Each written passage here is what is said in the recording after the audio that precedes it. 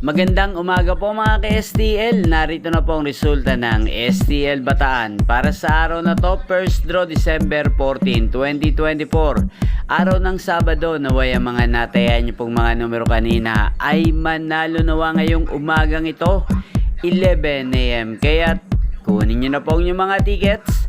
Narito na po ang resulta. Ang mga numerong nanalo sa STL Bataan ngayong umagang ito, December 14, 2024, 11 AM. First draw result, 25 at 12 in exact order. Sa lahat po ng tumaya kanina sa STL Bataan para sa first draw ng 25 at 12, congrats po sa inyo. Panalo po kayo. Again, 25 at 12 in exact order. At shoutout po natin ngayon sa umagang ito sa STL Bataan, si Ate Marcela.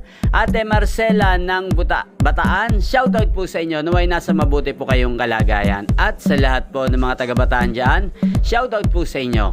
Inyo pong napanood ang resulta ng STL Bataan sa channel na to, Roderick Hernandez TV. Maraming salamat po sa patuloy niyo pong panonood sa aking channel. Magkita-kita pong muli tayo mamayang alas 4 ng hapon dito po sa channel na to. Thank you for watching.